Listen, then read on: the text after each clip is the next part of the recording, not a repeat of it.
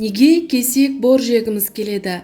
Бұл тағамда азық та болмайтын заттарға құмарлық негізінен жүкті немесе емізулі кезде орын алады. Бәрінде емес әрине. Бірақ құрсағыңызда бала болмаса да кейде кенеттен бор кесек жегің келіп тұрады. Бұл әрине қарныңыздың ашқанынан емес, ағзаға қандай да бір минералды заттың немесе дәруменнің жетіспейтінін білдіреді. Жалпы бұл заттарға деген құмарлықтың қандай қауіпті белгілері болуы мүмкін? Бор, кальций, кесекке құмарлық мына аурудың белгілері. Қан аздық. Адам ағзасы темір тапшылығына ұшырағанда үлкен күйзеліске тап болады. Бірден гемоглобин деңгейі төмендейді. Адам қуарып, сұрланып кетеді. Тері жарылып, құрғай бастайды. Тіпті тамаққа тәбеті тартпайды. Қуаты болмайды. Үнемі шаршау сезінеді. Ашуланшақ болады. Ештеңе істегісі келмейді. Кей жағдайда жүрек қағысы жиілеп кетеді.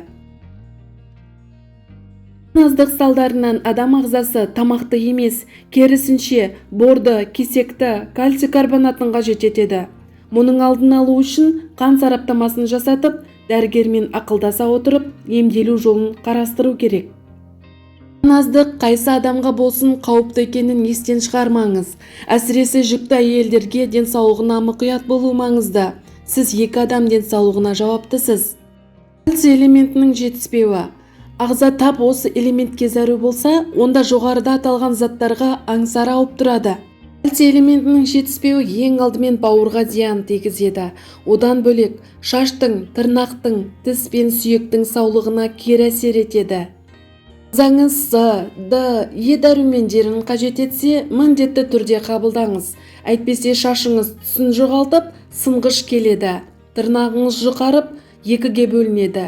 Ал тісіңіз бен сүйегіңіз өз міндетін дұрыс атқара алмайды.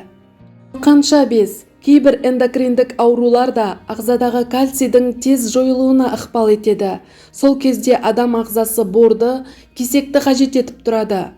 Жайсыздық қалқанша без ауруларынан айыққан соң басылады. Ол үшін эндокринолог дәрігерге тексеріліп, қажетті ем шараларын жүргізіңіз.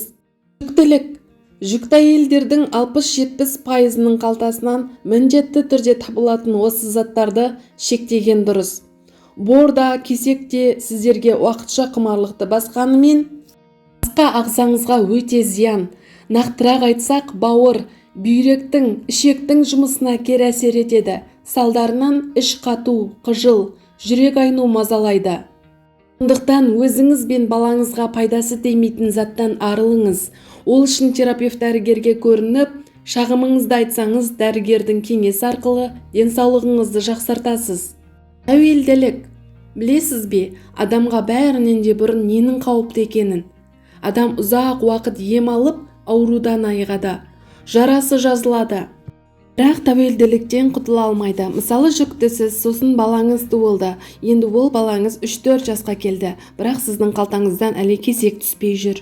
Сіздегі мұқтаждық емес, тәуелділікке ұласып кеткенін біліңіз.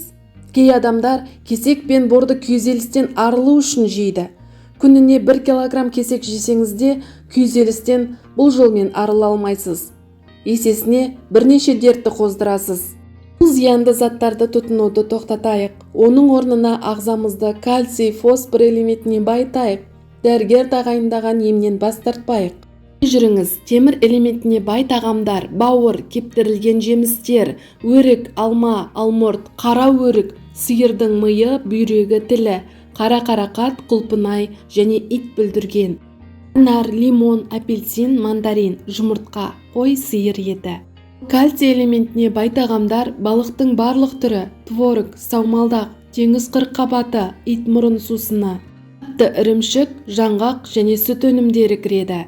Осы видеода сіз кесектің қандай зиян екенін білдіңіз. Видео пайдалы болса лайк басып, пікір қалдырып каналға тіркелуді ұмытпаңыз. Сіздермен денсаулық аманат арнасы, дендеріңіз сау болсын.